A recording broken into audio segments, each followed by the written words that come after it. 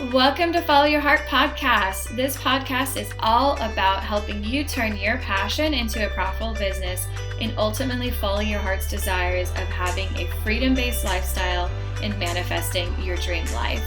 We are combining all things business and spirituality on this podcast, so we're going to cover things like marketing, sales, strategy, mindset, finance, and sprinkle it in with a little bit of woo-woo. My name is Bekah Komar, and I am your host and a business and strategy coach. And I am so excited that you've chosen this podcast, and let's jump in.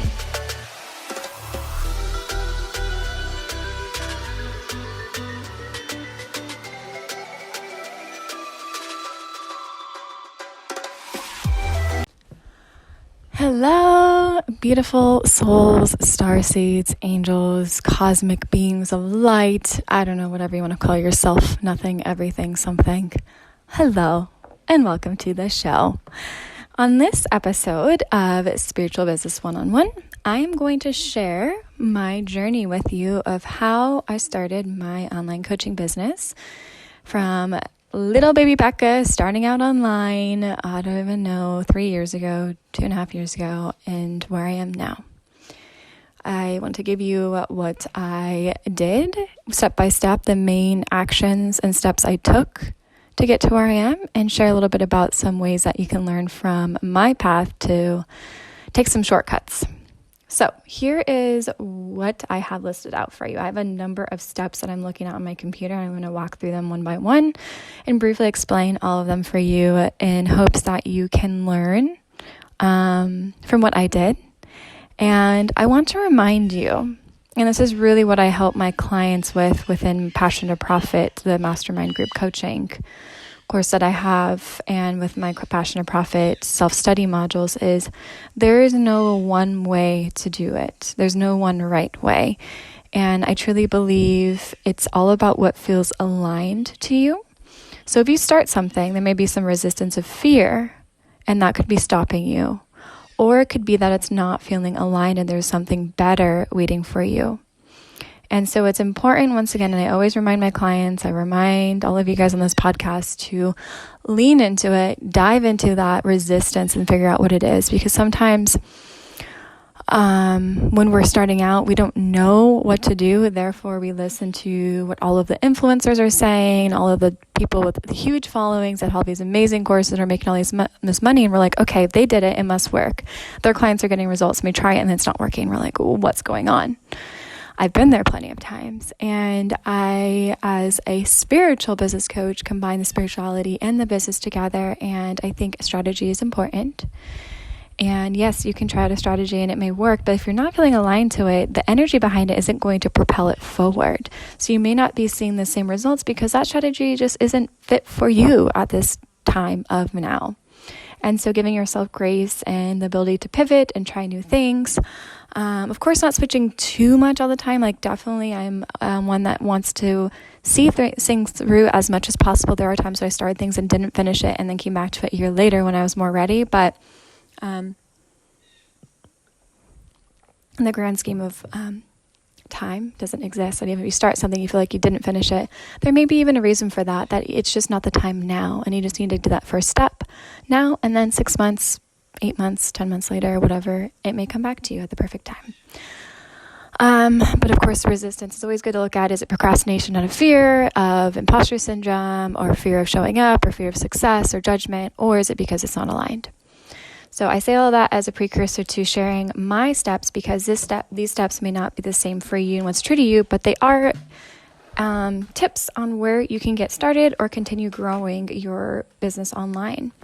So I'm going to start with little baby Bekah, starting out when she was in software sales at the peak of her career, making lots and lots of money. I'm making $70,000 commission checks at a time. That was actually the biggest one. I only got one of those and bought my house with it, which was amazing, and I'm grateful for that.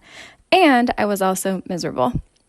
So during that time, I started listening to podcasts. As you guys may know the story, when I was in my software sales job, making a ton of money, working my butt off 60 hours a week, and not even seeing the sunshine because, well, one, I lived in Portland, Oregon, and two, I was in the office from sun up to sundown every day, except for Saturday and half of Sunday. And so I really started getting into podcasts. It was like this new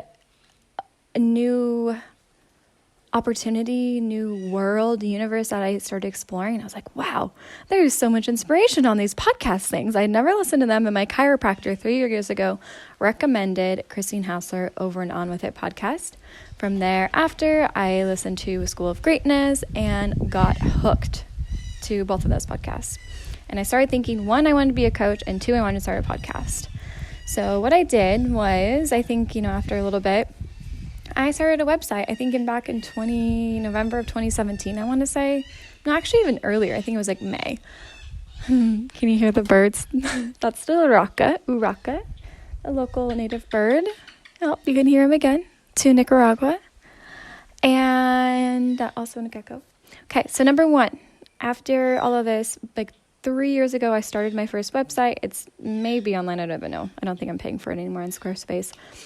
And it was Bekah Komar. I created a website because I wanted, with the intention of making a blog. And then from there, hopefully a podcast. And so I spent all this time making this website on the weekends, even after working long hours on the weekends. I was just so inspired to start this entrepreneurial journey. 1, it was a little bit about scarcity, I'm going to be honest, because I was just beginning my awakening process.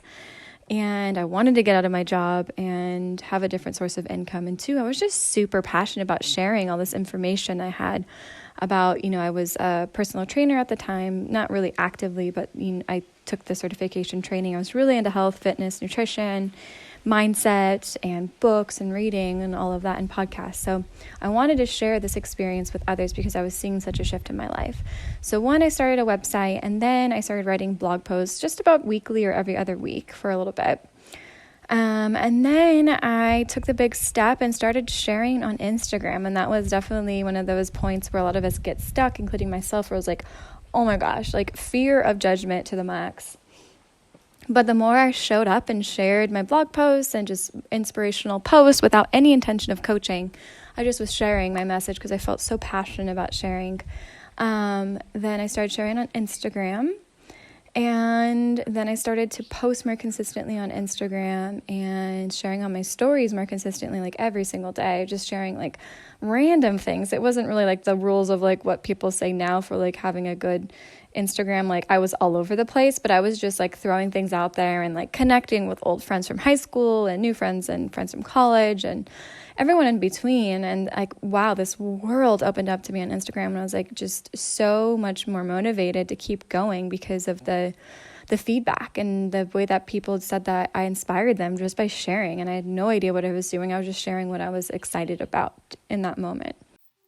Oh, hey girl, hey. Thanks for listening to this brief interruption, but I have something important to share with you. The Passion to Profit course is now open and accepting applications. So if you are desiring to launch your dream business and create a profitable online coaching business, or you already are an existing online coach and you're looking to grow and scale and attract more of your dream clients to eventually ditch your 9-to-5 job or corporate job, then this course might be the perfect match for you. So if you're interested in applying to see if you're a good fit, then go ahead and go to the show notes and click on the link in the show notes to apply now. And we hope to see you on the other side of the course to really step into your true calling and manifest the freedom-based lifestyle you've always desired. And thanks for listening, and let's get back to the show now. So that's what I did. And then I wanted to start a podcast. I don't know if I started a podcast and then a book club or the other way around. I don't remember, but I know the book club was like somewhere in the middle of that. And I started a private book club group with a bunch of women. And this lasted a couple of months and really was also really inspiring and motivating, with having a group of like 5 or 10 women, and we read the same book virtually and would keep each other accountable and share our takeaways. And that was really special in the beginning too, and a big motivation for me to keep going. And then once again, I wanted to start a podcast, but I got stuck there. I did a lot of research, and even with sharing on Instagram, I didn't know what I was doing. So I wasted so much precious time because I didn't have much time during this period of my life where I was working so much, and I was trying to go on YouTube and watch all these YouTube videos on how to use Instagram and hacks on how to find filters, how to make a filter, how to like have a certain theme, which my theme was not cohesive. I wanted to make it all pretty and stylish, and I didn't know how to do that. I felt like I had no creativity at this time, and it was a lot of time that was spent with frustration. I was trying to do it on my own and save money, though, because at this time it was just a hobby. I didn't know where it would, I wanted to know where it would go, but I felt like it was so far out, like 5 years from now, that this would be possible for me to do full time, that I wasn't investing the money that I had to really accelerate the process until I wanted to start my podcast. And once I quit my really stressful job and switched over to another sales job with a startup, I had a little extra free time, going from 60 hours a week of work to 40 to allocate to building my business on the side. So I finally invested in myself and hired a business social media spiritual mindset coach. And she helped me launch my podcast. And so within a month, we got my podcast up, and that is what you guys know today as Follow Your Heart podcast. And that was really one of my first big steps that I took in my business. Number one being the podcast. I don't recommend like you guys all to start that way unless you really want your main business to be podcast with a podcast community and all of that, because I think there's more value with your time and energy put in like creating a coaching program and more of a following community before podcast, unless you really, really put a lot of energy in promoting your podcast. But I didn't as much as I could have, just because many things. I know there's a reason. So then, I started my podcast, hired a coach, launched that podcast all within about a month. And that was in, I think, October of 2018.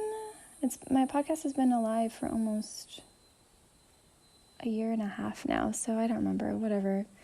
You can do the math for me. And then after that, I interviewed a lot of people from this podcast that I started. And the beauty of what I didn't realize I was doing, but also I think I did in a sense, was I had a way to get inspired and to get free coaching from all of these people that were already doing what I desired to do.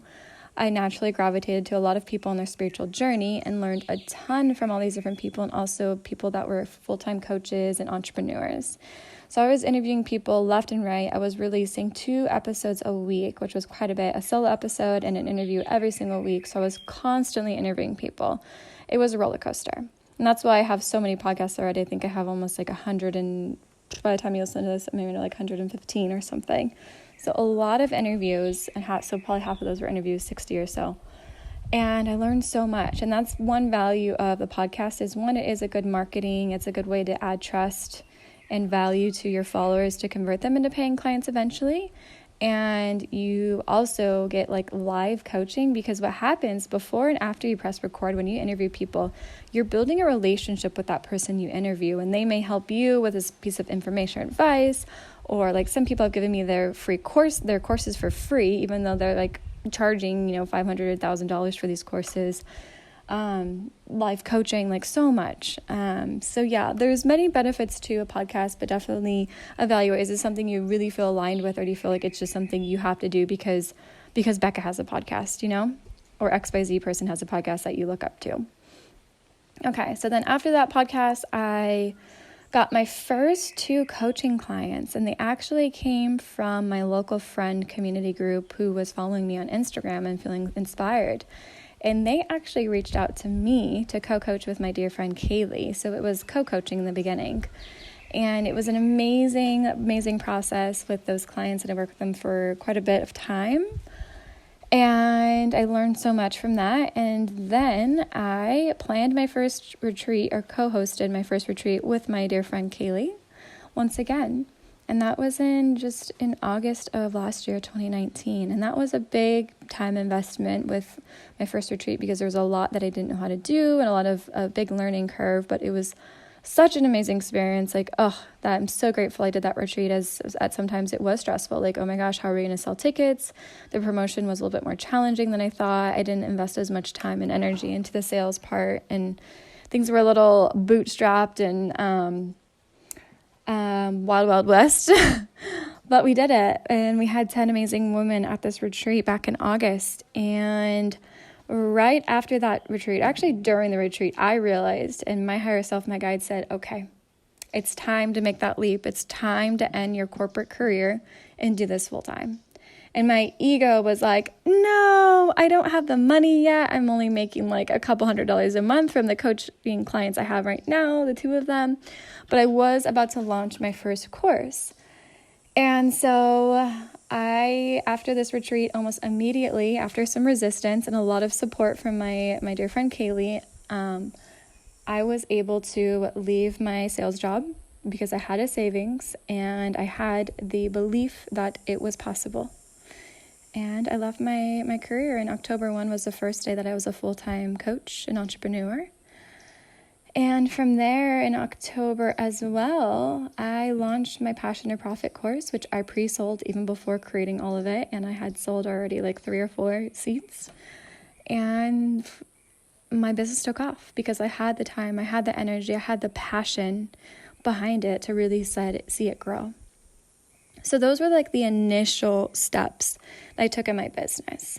After the group coaching Passion to Profit, I opened up again to one-on-one coaching, but high ticket. So then I scaled. Like every month I raised my prices more and more and started doubling my income almost every single month for a couple of months until I took a little bit of a sabbatical break and traveled in Central America. And I've pivoted quite a bit within, as you see, like I've done one project after another, and still at the back, the main underlying theme here was I always consistently showed up as much as possible on one platform, and that was Instagram. And that would be one recommendation to you, is pick one social media platform to start with and really nurture and grow it. Show up as much as possible and be as consistent as possible in the beginning. That really will pay off because you're building the trust, you're building a following, a tribe, a support group, and potential clients for the future. So the one thing that I did not pivot away from was always posting on Instagram as much as I felt, consistently I could, which at minimum was about 3 posts a week, and I kept my stories up to date every single day. So that is my journey, and I hope that gives you some ideas of what you can do personally in your spiritual online coaching business, or just online coaching business for whatever kind of entrepreneur you are, or coach you are, or mentor, or guide, whatever you want to call yourself. I am accepting of all labels, all genders, all people, all souls in this world. And I just want to remind you that you have a special message to share. And even if there are millions of coaches already out there, that no one does it just like you. And there are plenty of people waiting to be helped by you. So thank you for sharing your magic and love and stepping into your purpose. And as a reminder, I do have at the moment the Passion to Profit self-study course is available for you to purchase. It is a complete package from essentially A to Z, and you can purchase that through the link in my bio or in the show notes of this episode. And I'd love to hear any feedback on this podcast. Please share a review if you love it, or share this podcast with anyone that you can think of that's starting their online business or getting into social media, whatever it may be. And connect with me on Instagram. I love to chat with my followers and get to know you guys. And yeah, on that note, lots of love all the way from Ometepe in Central America. And ciao.